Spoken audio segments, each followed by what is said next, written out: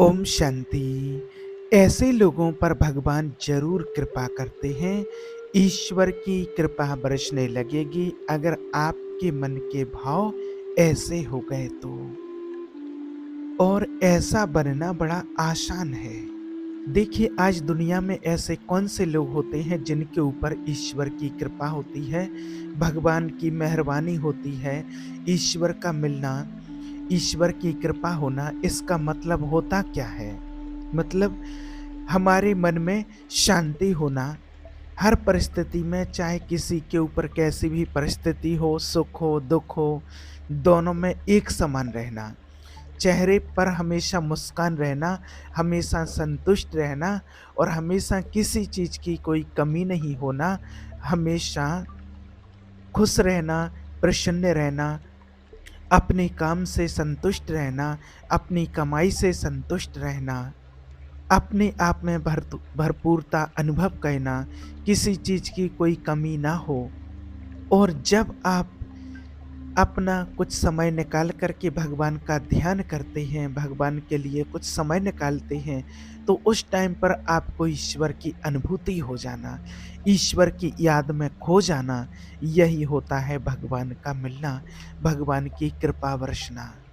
भगवान का मिलना ऐसा नहीं होता है कि मान लीजिए 1 मिनट उदाहरण के लिए कि अगर आपको भगवान मिल गए और अगर भगवान आपके घर में ही आ गए, आपके घर आ गए भगवान, तो आप क्या कहेंगे? अरे वाह! मेरे तो भाग्य ही जग गए, मेरे तो भाग्य उदय हो गए। अब भगवान आकर के आपसे कहने लगे, चलो ठीक है, मुझे भोजन लगाइए, भूख लगी है। तो आप कहेंगे, जी भगवान आप बिल्कुल बैठिए, आपने बहुत अच्छी व्यवस्था की भगवान के भोग की और बढ़िया अच्छे से खाना खिलाया। अब भगवान ने कहा कि मैं थोड़ा आराम कर लेता हूँ आज, और शाम को ऐसा करो कि थोड़ी गरम-गरम मंगोड़ी बना लो, समोसा बना लो, कचौरी बना लो, कुछ मीठा बना लो। ठीक है, बन गया। तीसरे दिन भगवान ने कहा कि ठीक है, आज थोड़ा मन हो रहा है मीठा खाने का, थोड़ा हलवा बना लो, थोड़ा अच्छा-सा पूड़ी सब्जी बना लो। अब व्यक्ति के मन में आने लगेगा कि ये तो दे तो कुछ नहीं रहे, क्योंकि व्यक्ति तो स्वार्थ से ही भगवान को याद करता है, भगवान को बुलाता है कि कुछ ना कुछ मुझे भगवान देंगे, मुझे चाहिए है। अब बस इनको खिलाए जा रहे हैं, खिलाए जा रहे हैं। तो देखिए, अगर भगवान स्वयं आ जाएँ चल कर के घर पर और उसको कुछ दे ना, तो 2-5 दिन में उनसे भी मन उठ जाएगा, क्योंकि इंसान आज का बहुत स्वार्थी है और उनसे परेशान हो जाएगा और उनसे भी बोल देंगे कि भगवान मुझे कहीं जाना है, कहीं शादी में जाना है, कहीं दोस्त के पास मिलने के लिए जाना है। तो आपको 7 दिन, 5 दिन, 10 दिन आपको रुकना पड़ेगा, मैं 1 सप्ताह में लौट कर के आ जाऊँगा और आप रुको यहाँ पर, ऐसी कोई दिक्कत वाली बात नहीं है। और अगर भगवान ने बोल दिया भगवान ने बोल दिया कि हाँ, ठीक है मैं रुक जाऊँगा, तो भी टेंशन में आ जाओगे, क्योंकि इंसान स्वार्थी होता है। भगवान मिलने का मतलब ये नहीं है कि भगवान आपके घर में आ गए और आपको कुछ दे ही नहीं रहे, वो बस कह रहे हैं कि खाना बनाओ, मुझे ये दो, मुझे इतना प्यार करते हैं। आप रोज पुकार रहे थे, आप सालों साल से अगरबत्ती लगा रहे थे, पूजा कर रहे थे कि भगवान मुझे दर्शन दे दो, भगवान मुझे मिल जाए। बस एक झलक से ही एक उनकी दर्शन की अभिलाषा है, बस एक बार उनके दर्शन हो जाएँ और मुझे कुछ नहीं चाहिए। तो अगर ऐसा हो जाए कि दें कुछ ना, भगवान आ जाएँ, तो भी व्यक्ति घबरा जाएगा, क्योंकि इंसान बहुत स्वार्थी हो चुका है ना?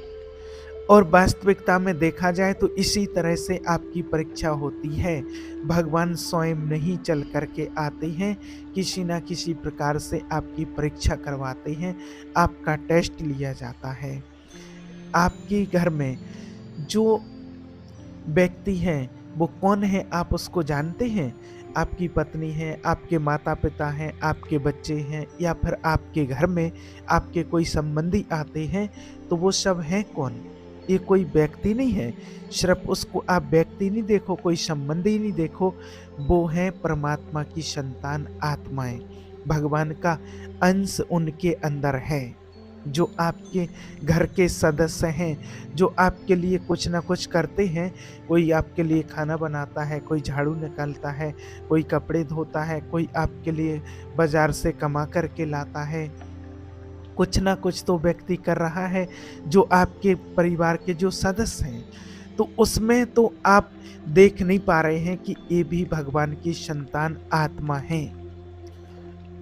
उनको नहीं समझ पा रहे, उनके व्यवहार को नहीं समझ पा रहे, और आप क्या सोच रहे हैं कि भगवान आ जाएँ चक्रधारी बन कर के, एक हाथ में गदा लिए, एक हाथ में चक्र लिए, सुदर्शन चक्र लिए और प्रकट हो जाएँ।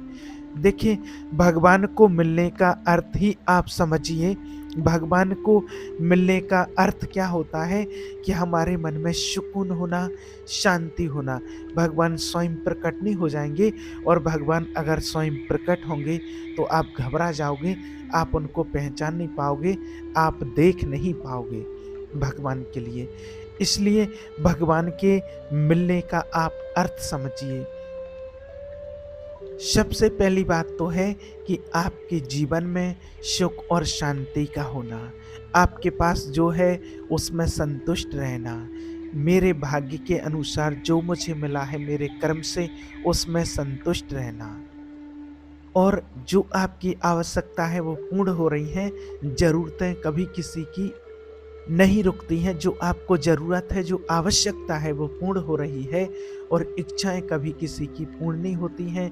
किसी प्रकार की कोई इच्छा ना रखना, आपके पास जो है, जो आपको ईश्वर ने दिया है आपके कर्म के अनुसार उसमें संतुष्ट रहना, और आपको सच्चे मन की शांति की प्राप्ति हो जाए, बस यही है।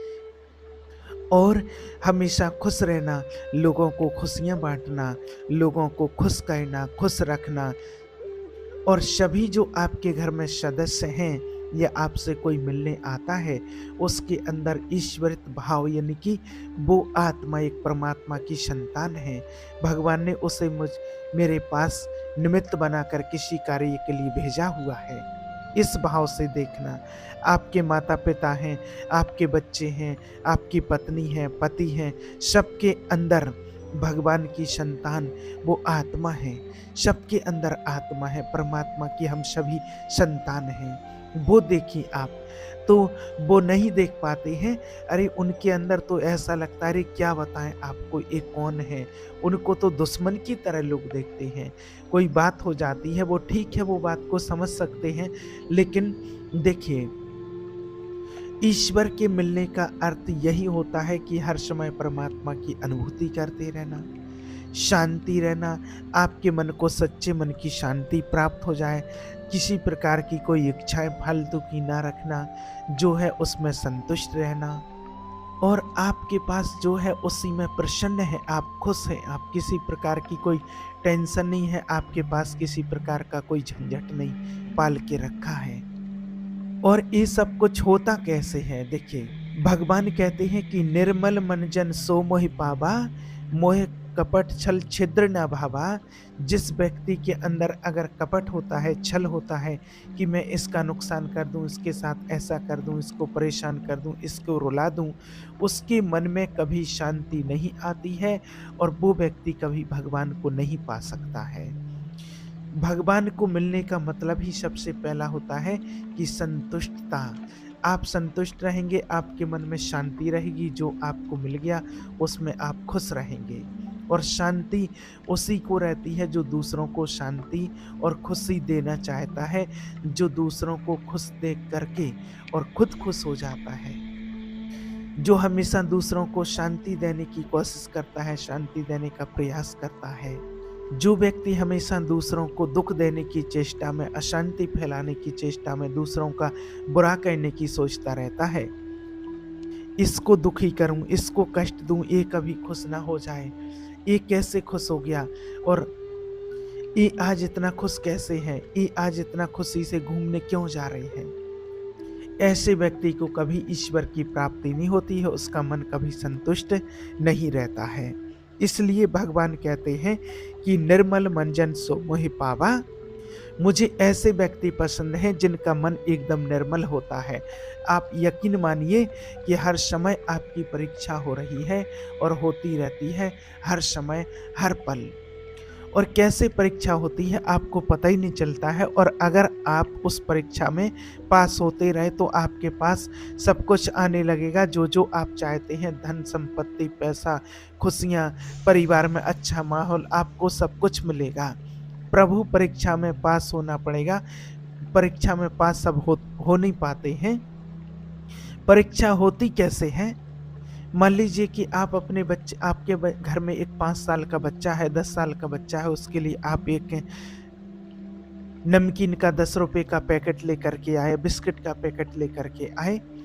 अब आपने अपने कमरे में रख दिया और उसी टाइम पर आपके पड़ोसी का बच्चा आपके घर में आ जाता है। वो आपके बच्चे का दोस्त है, खेलने के लिए या उसे बुलाने के लिए आ जाता है।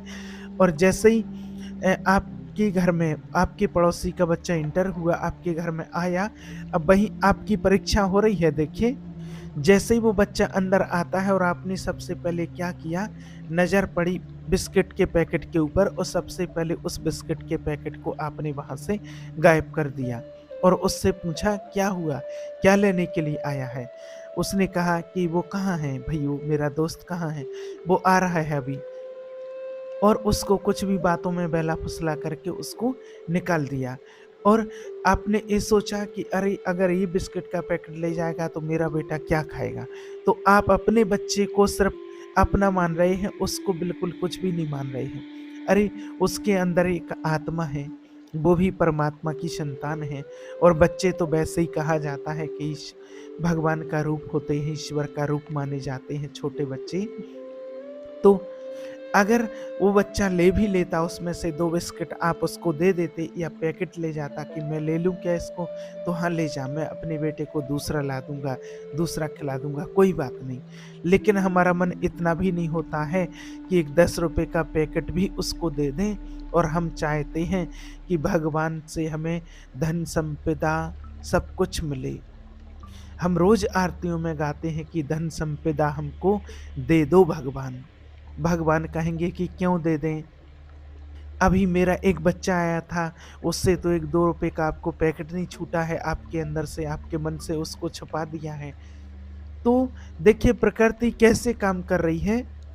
ऐसा नहीं कि भगवान आपके सामने प्रकट हो जाएँ, भगवान वहाँ खड़े हैं और आपने कहा धन संपदा दे दो भगवान, और भगवान कह दें तथास्तु जाओ। एक ऐसा नहीं होता है, ये कोई मज़ाक वाली बात नहीं है, एक सॉफ्टवेयर है। हर पल आपकी परीक्षा होती है। अगर आपको किसी व्यक्ति ने, आपके घर में ही कोई आप बुजुर्ग व्यक्ति हों, आप उसने कहा कि बेटा मुझे 1 गिलास पानी पिला दो, 1 गिलास पानी दे दो, तो आप कहेंगे बस यही काम बचा है मेरे लिए, आपको पानी पिलाते रहें, आपको पता नहीं कितना काम पड़ा है। तो देखिए, पहले आप पानी पिलाओ उस व्यक्ति को, पानी का गिलास दो, ये आपकी चेकिंग हो रही। पत्नी ने कहा 2 मिनट मेरे पास थोड़ा बैठ जाओ, मेरा आज मन नहीं लग रहा है, किसी बात की कोई टेंशन है, ये मत कर, थोड़ा समय दो उसको, ये मत करो कि तेरा तो ये रोज़ का काम है, ऐसे ही करते हो। पति ने कहा मेरे लिए चाय बना लो, मेरा सर दर्द कर रहा है, चाय बना के दो, वो आपकी परीक्षा हो रही है। और बस पता चला कि यही काम है आपका दिन भर, बस चाय बनाते रहो और इतना चाय पीना है, इतना चाय पिला दो, जब देखो जब चाय पिला दो, चाय की केटली टांग दो, नली लगा लो मुंह में और पीते रहना। ऐसे मत बोलो, ऐसा चाय बना करके उस टाइम पर दे दो, क्योंकि कब कब किस रूप में किस प्रकार से आपकी परीक्षा हो रही है आपको पता नहीं चलेगा। तो जब वो पड़ोसी का बच्चा आया तो आपने जो बिस्किट का पैकेट छिपा दिया और फिर भगवान को आप कह रहे हैं कि मुझे मिल जाए कुछ। देखिए, सत्य हमेशा कड़वा होता है, इसलिए हमेशा मन कैसा रखो, निष्कपट निश्छल। मन में सबके प्रति प्रेम भाव रखो, सबके अंदर ऐसा भाव रखो जैसा मेरा बच्चा है, ऐसा सामने वाले का बच्चा है, ऐसा भाव रखो। और फिर देखना कि आपके जीवन में अगर चमत्कार ना हो जाए तो आप बताना, क्योंकि ये नियम है प्रकृति का, ये सॉफ्टवेयर है, ऐसे ही काम करता है। जब आपका मन देने का हुआ, कहते हैं ना मन चंगा तो कसौटी में गंगा। आपका मन देने का हुआ, देने के भाव हुए, आपको मिलने लगेगा, ऑटोमेटिक मिलने लगेगा। मना कहने का भाव ये है कि आपको भाव पहले ये रखना पड़ेगा कि दूसरों को भी कुछ मुझे करना है, कुछ देना है और खुद को अपने आप मिलेगा, ऑटोमैटिक मिलेगा और ये प्रैक्टिकल अनुभव है। ऊपर वाला आपकी व्यवस्था करेगा किसी न किसी प्रकार के। आप इस बात को अपनी डायरी में नोट कर लो, लिख लो आप। आप अपना मन साफ रखो, आप दूसरों को देने का भाव रखो, सबका भला करने का सोचो और आपको इतना मिलेगा कि आप सोच नहीं पाएँगे। एक खुद का पर्सनल लाइफ़ का अनुभव और आज कितने ही लोगों का अनुभव है कि आज जिनके पास कुछ नहीं था, सिर्फ़ वो मन के सच्चे भाव से रह रहे हैं और परमात्मा का ज्ञान उनके जीवन में आया। जब भगवान को उन्होंने पहचाना है, परमात्मा का ज्ञान मिला, उसकी श्रीमत के अनुसार वो चल रहे हैं, तो आज उनके पास सब कुछ है, किसी चीज़ की कोई कमी नहीं है। बस उनके मन के विचार बदल गए हैं, उनके भाव बदल गए हैं। आप करके तो देखिए। कोई दूसरा खुश है तो उसमें खुश हो जाओ, खुशियाँ बाँटो। कई लोग तो ऐसे होते हैं कि अपने घर के लोगों को ही खुश नहीं देख पाते हैं कि इतना खुश क्यों हैं? ऐसा भी होता है। अपने घरवालों को अपना समझो और पड़ोसी को अपना समझो। हमेशा देने का भाव रखो दूसरों को, मन में किसी प्रकार का कोई छल कपट ना रखो।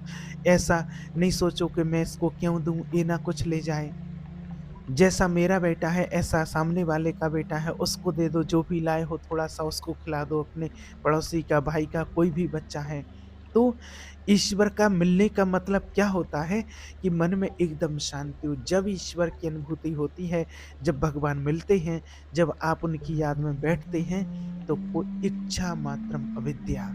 आपको किसी प्रकार की कोई इच्छा ही नहीं रह जाती है, सब कुछ ठीक होने लगता है। आपके पास कोई इच्छा नहीं रह जाती है। जिस प्रकार से जब ध्रुव को उनकी छोटी माँ ने उनके पिता की गोदी से उतार दिया था और जब वो तपस्या करने के लिए गए तो फिर भगवान श्री नारायण जब प्रसन्न होकर के उनको वरदान देने के लिए आए, तो फिर ध्रुव ने तमाम सवाल पूछे। भगवान श्री विष्णु जी से कहा कि मेरी छोटी माँ ने मुझे क्यों पिता की गोद से उतार दिया? पिताजी ने उनको क्यों नहीं रोका? मेरे साथ ऐसा क्यों हुआ? मेरी माँ का अपमान क्यों हुआ? ऐसे तमाम सवाल जब पूछे और जब फिर भगवान ने कहा, विष्णु जी ने, थोड़ा रोको तो ध्रुव आओ, मेरे पास आओ, मेरी गोदी में बैठो और अपनी गोदी में बिठा कर के जब उनके सिर पर हाथ रखा और फिर कहा कि अब पूछो क्या पूछना चाहते हो? तो ध्रुव जी कहते हैं, बस प्रभु अब कुछ नहीं पूछना है, मुझे जो पूछना था मुझे सारे सवालों का जवाब मिल गया। सब कुछ मिल गया, संतुष्टि मिल गई, वो अनुभूति मिल गई, सब कुछ मिल गया, वो सारे जवाब मिल गए। तो ऐसी अनुभूति होती है, ऐसा सुकून मिलता है परमात्मा की याद में कि कुछ और पाने और चाहने की इच्छा नहीं रह जाती है। और जब आप देना शुरू करेंगे ना तो ऐसा नहीं है कि आप लुट जाएँगे दूसरों को देते हैं, नहीं, ऑटोमेटिक आपके पास आना शुरू हो जाएगा। और जितना छुपा के रखते हैं कि ये तो मेरा है, ये मेरा है, मेरा कुछ नहीं है, ये छोड़ दो। आप अगर दूसरों को थोड़ा ही देते हैं तो कैसे भगवान कहाँ न कहाँ से आपकी व्यवस्था करके आपको कहीं से ज़्यादा ही दिलाता है। ऐसा होता है, इसलिए ईश्वर उसी को मिलते हैं जिनके अंदर किसी प्रकार का कोई छल कपट नहीं होता है। इसलिए मन को हमेशा निर्मल रखो, मन को अच्छा रखो, ऊपर वाला सब कुछ अपने समय पर देगा आपको ज़रूर मिलेगा। ठीक है? ओम शांति।